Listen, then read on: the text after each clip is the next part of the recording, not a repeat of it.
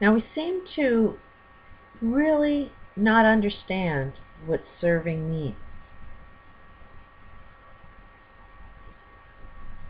There's a lot of wealthy people, Bill Gates and Warren Buffett for one, that have a problem, overpopulation, that think that they know how to solve that problem.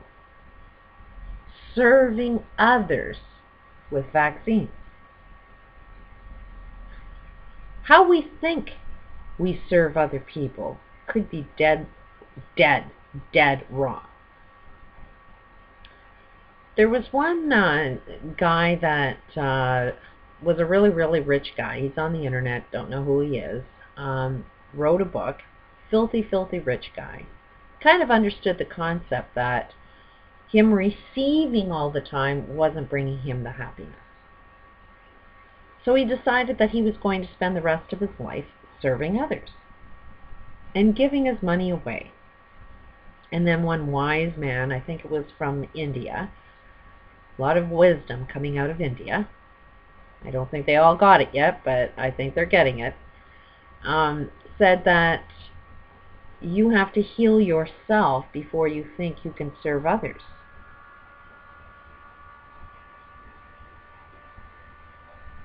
Because the way you think you're going to help other people is you pushing your ego on other people. You're pushing what you think other people want instead of listening to what other people want.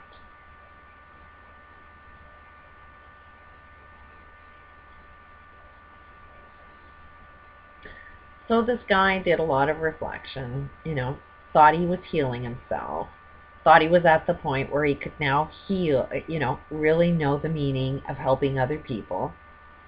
Surprisingly, I sent him an email, asked him for some help. And he rejected me. He rejected helping me and wished me well. So he really didn't learn the lesson, because it's clearly, as soon as somebody came to him and said, hey, could use your help, do you really mean what you say?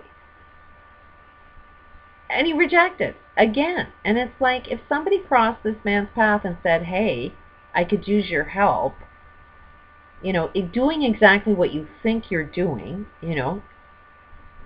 can I get some of that? And he rejected me and just wished me well. So he really didn't get it. He really didn't know how to listen to another person and give that person what it is they wanted. That's where we're messing up in how to serve others. We serve them what we think they want, but not really listening to what it is they want.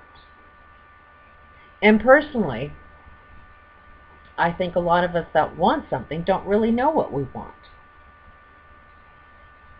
We want to win the lottery. Why do you want to win the lottery? What will it do for you? Get you a lot of stuff. Why do you want a lot of stuff? What will that do for you?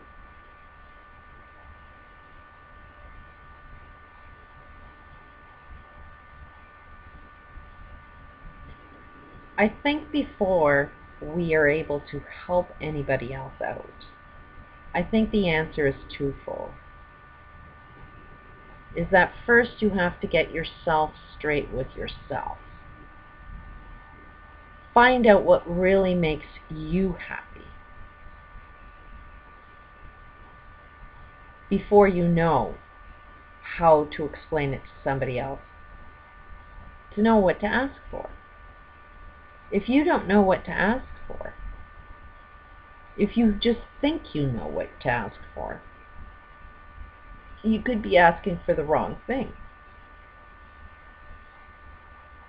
When you're actually helping somebody else out, when you're actually trying to make another person feel love, it is like the fruit of the tree, the fruit of your actions.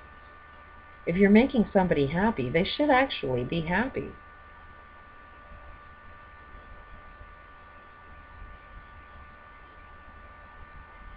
Now, giving somebody vaccines,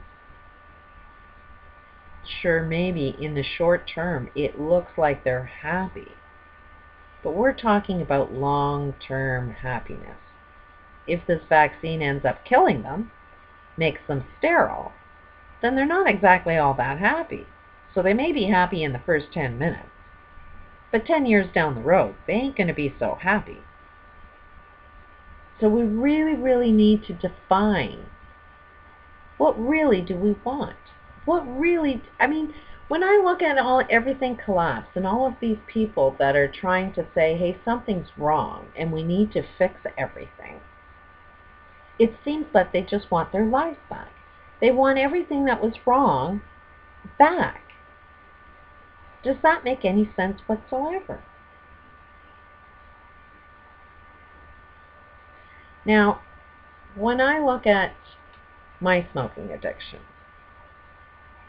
and it says do or die,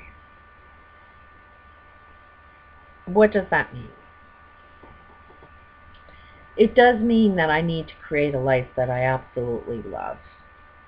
Part of it is okay, I have a ton of information that I just got to purge out of my body. I ain't doing this for any money. I'm not doing this for any profit whatsoever. Just sharing my experiencing and saying, what the hell do you think this was all about? Do you think there was any meaning to this? So part of me finding my happiness meant purge all of this information, do or die.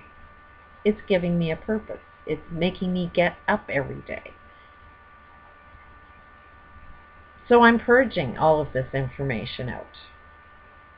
I started a YouTube channel for 1 year to improve my communication skills, because it doesn't seem like I know how to communicate effectively with other people. I offend people. Still offending people, but the process of doing this means I've kind of learned to accept other people, that if you want to disagree with me, it's okay. It just seems like the wars that I was experiencing in my life, the problems that I was experiencing in my life, was trying to prove everybody, no, you're wrong. I find a lot more peace in my life when I stop fighting anybody, when I stop trying to prove anything to anybody and just be who it is that I want to be. As soon as I start loving who I am, and let it be okay if it's not accepted by other people, I find my own happiness. It's helping me out an awful lot, just to learn how to love myself a lot more, to accept myself. Now, I know I've got it in my voice that says you need to, well, the whole process has been taking quite a few years. I'm sure it could have gone a lot faster, but it's a process. Give yourself the time that it takes. I'm pretty sure that if all of us got on the same game, then it would happen so much faster. But when it's happening individually, it'll happen really slow, because you're affected by all other influences. Pain is what slows you down. And every day there's something else for me to be painful about, to experience that pain, which slows it down an awful lot. So it's almost, to feel the pain is a lot of things that I go through. And I use this water bottle concept, which I will deal with in another chapter.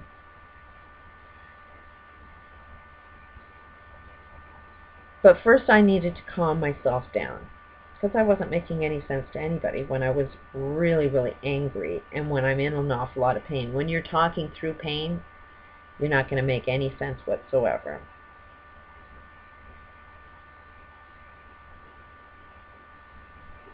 So it meant that I needed to care for myself. I was taking like 6 baths a day because I didn't have any money to use the things that, massage therapy had a cost that I couldn't afford, but would have definitely helped. There's a lot of services that definitely would have improved my health an awful lot faster. But because they wanted to charge money for it, it's almost like the universe wanted me to heal myself slowly. And that process of healing ourselves slowly is like, welcome to your hell. It's like, okay, the universe wants me to do this slowly, and if we're all doing this slowly, we're going to create our hell. It's like we need to do this fast. Ironically, I did go to one massage therapist, who I asked him, what do you think your life purpose is about? And he had severe injuries from a work that got him into massage therapist, and he really truly felt that there's going to come a day where everybody's going to need my help, and I'm just preparing myself for that day. So it's almost like this guy was waiting for this big Armageddon, and when the Armageddon comes, that's when he's going to show up. But instead of saying that, no, you could have showed up then, because what he actually said is, I could see that you really, really need help, but the program that I'm on, this disability, actually pays for this service, but there was a service charge. I had to pay this guy something like $70 up front that he would have gotten in return, but said that he doesn't do business that way. He needs the money up front. So he put this business rule that says, I can't help you now because I need money now, and I know you can't afford it, and I know that I will get my money, but I'm not going to trust in that. I'm going with the system that I know is going to crash everything, because only once it crashes am I going to be needed my life purpose. And it's like, you're so freaking insane that why not do it now? Before everything crashes, because once it crashes, you're dead. There won't be anybody needing your services because everybody's freaking dead. We're destroying the whole freaking planet. It was almost like this guy knew he needed to show up now and help other people now. He had the means, he had the ability, but he chose not to. So the moral of the story is that I had to do this all by myself, which I think that anybody that's on the bottom can do this by themselves as well.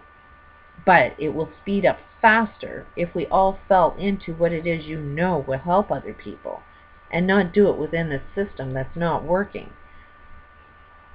So I was very much left brain thinking. Left brain is all your business rules. I had to get rid of all my business rules. I had to come up with completely new ideas, completely new belief systems.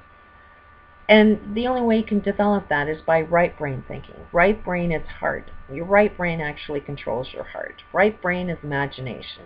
Right brain is where you're going to get new ideas. So what actually stimulates right brain? Anything artistic. Anything within nature. I ended up losing my car. Forced me to walk. So I was walking every day in nature,